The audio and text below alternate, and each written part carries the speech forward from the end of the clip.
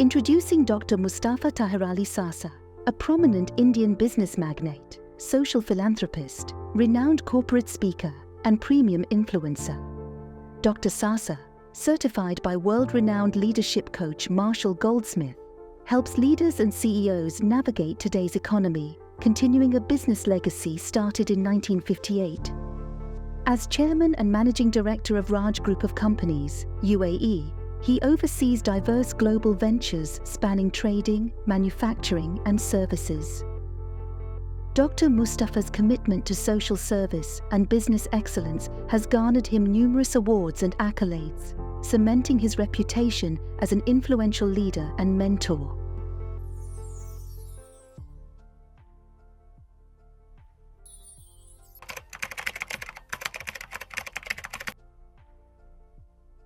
My name is Dr. Mustafa Saasa. We are based in Dubai since 1958. I joined my father's business in 90. Currently, we are in trading, manufacturing, and services. We have touch points in 130 countries and 10 global offices. We have 3 manufacturing units, 1 in US, 2 in India, in all JVP, joint venture partnership. Equally big, we have a service division. We do dispute resolution in freehold properties. We do succession planning for large-sized family-run business. As I did my PhD in leadership and trained at the Marshall Goldsmith as world's number 1 leadership coach, I am coaching to 7 large organizations. My coaching is mostly based to the chairman, MD, and CEO level. And last division we have is influencing and advisory. So we help new products open doors in Dubai and the region, and we coach them on do's and don'ts.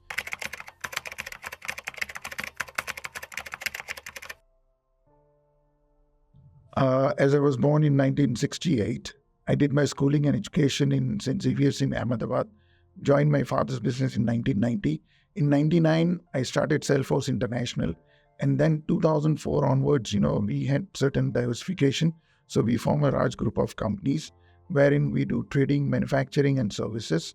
And currently, we have touch points in 130 countries, 10 global offices, and 3 manufacturing units.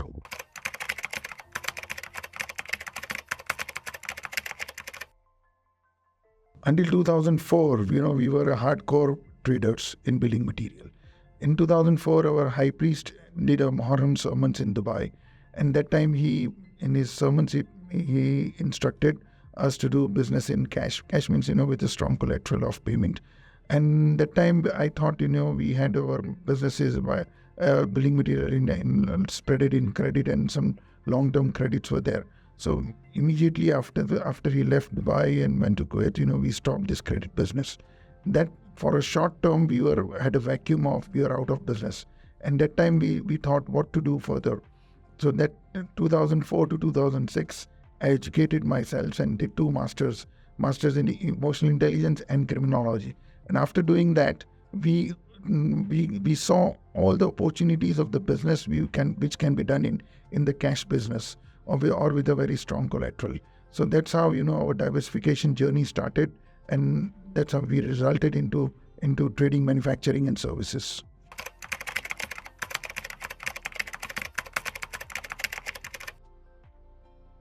Education is very important because education helps enhance your logic, gives you power to rationalize things. Like if you want to go from point A to point B, and if you have a Google map, you will follow that map and reach to your destination in the shortest time.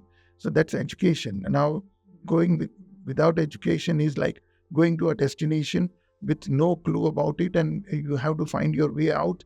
So that will give you a lot of halts, a lot of detours, and that will slow down your journey. So education plays a very important role because education enhances the analytical skills of the person, and that definitely helps in the business.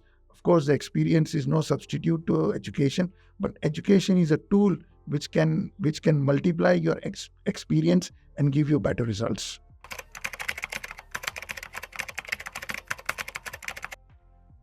Well, as a journey of 34 years of experience in the business and education, as I did my PhD in leadership and then trained in the Marshall Goldsmith. Now, certain things we work as a passion. Business I do with a passion. Philanthropy I do with a passion. Social work I do with a passion. And the things what we, in fact, I am a bike rider as well. So, I ride with a passion. And so when you do things with passion, then things happen subconsciously. And, switch over of the heads of the one role to another, subconsciously it happens seamlessly. So you don't need to pretend in any role. And that helps me in balancing all my acts of different roles in my life.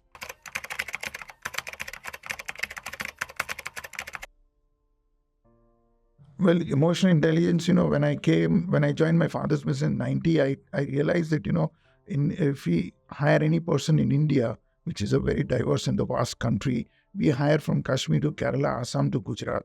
In Dubai, all those diversity plus 200 nationalities. So Dubai is a perfect blend of East and West. Now, biggest challenge in any organization to manage is human resource. If mobile is disturbing, at a press of button, you can make it off. If AC is disturbing, at a press of button, you can make it off. Now, humans, they don't have on-off button. They work on emotion, promotion, awards, rewards.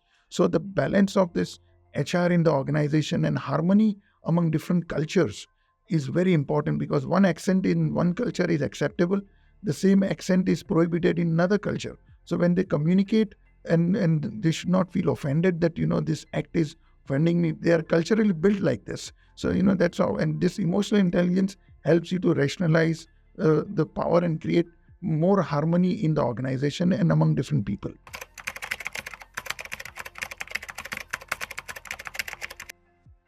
So it was a need more than, my choice. Because my father, when he started business in 1958, there were no strong process and control in the business.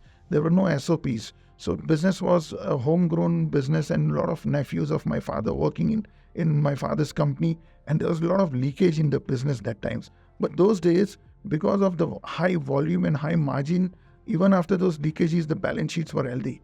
But as a child, I used to observe that, something is going wrong in the company.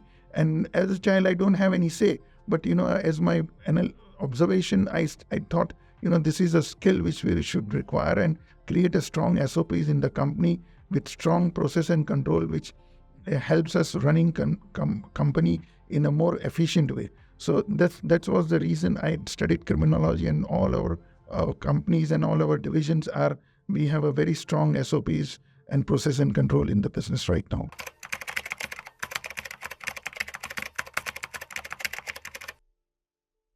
So, inner peace you always get by doing something which you are not paid in return.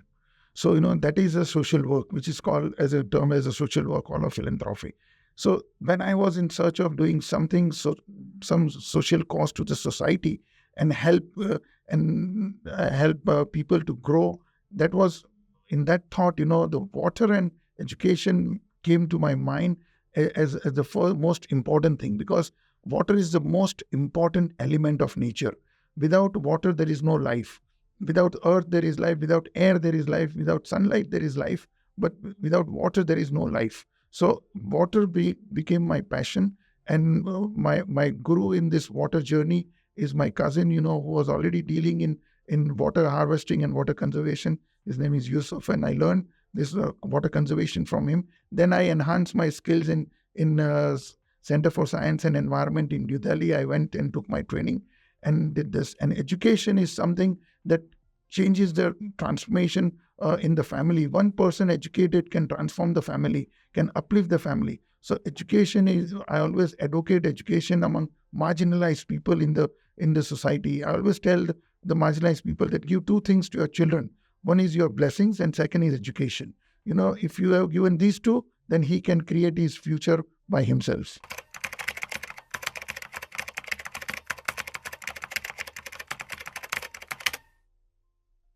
Of course, we aim high. We have a huge goal, but always we work on the milestones. So that milestones and calibration of the milestones helps us reach the journey, a long journey ahead of us. And when you talk about, it's a legacy, I am the product of the legacy. My father started business and I am continuing that business. So there are two responsibilities of inheritance of a legacy. One is to enrich the legacy of what we have received from our ancestors, and leave something worthwhile for our children to be proud of taking it further. So this is something what we, and as a businessman and an industrialist, I always aspire to build something which lives longer than our life. So that's where the legacy and the remembrance comes in the history.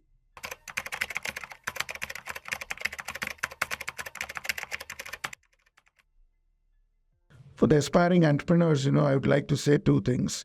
That, you should have either of the two things with you to start a business or to go into your entrepreneur journey. One is you should have a thorough domain knowledge of that particular field, or you should have a deep pocket. If you're both, if you're blessed and if you're both, wonderful. If not, then one of the two things you should have. If you have a thorough domain knowledge, somebody can invest on you. If you have deep pockets, you can hire expertise. But if you don't have both, it's a very high risk to go into that business. So this is my my view to the aspiring entrepreneur and businessman.